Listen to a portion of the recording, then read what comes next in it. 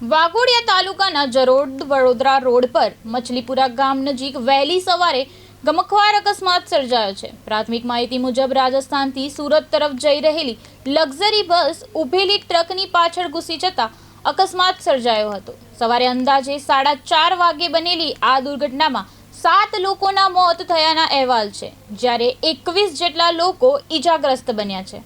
અકસ્માતની જાણ થતાં પોલીસ અને ફાયર વિભાગની ટીમોએ તાત્કાલિક ઘટના સ્થળે પહોંચી બચાવ કામગીરી હાથ ધરી હતી। તમામ ઈજાગ્રસ્તોને વધુ સારવાર માટે વડોદરાની SSG હોસ્પિટલમાં ખસેડવામાં આવ્યા છે। બસમાં સવાર લોકો રાજસ્થાનથી મજૂરી કામ અર્થે સુરત જઈ રહ્યા હોવાનું જાણવા મળ્યું છે। हुआ था और कितनी देर में एनडीआरएफ की टीम जगह पर पहुंच गई थी सर? ये हादसे की खबर हमारे को 4:40 में मिली थी और हमारी टीम तुरंत यहाँ पर 4 से लेकर 5 मिनट में यहाँ पर पहुँच गई थी। सर कुल कितनी कैजुअलिटी हुई थी सर? देखिए अभी तक कंफर्म तो डिस्ट्रिक्ट एडमिनिस्ट्रेशन करेगा, लेकिन एज पर आवर इंफॉर्मेशन कि हमारे को 4 से लेकर 5 डेड बॉडीज़ की सूचना प्राप्त सर उसमें बच्चे थे कि बुजुर्ग थे कि बड़े थे?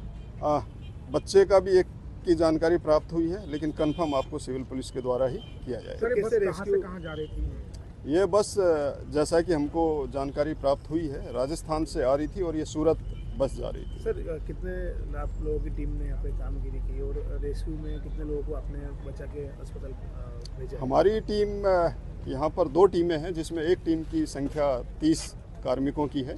तो आप कह सकते हैं कि हमारे 60 कार्मिक यहाँ पर इस रेस्क्यू ऑपरेशन में शामिल हैं।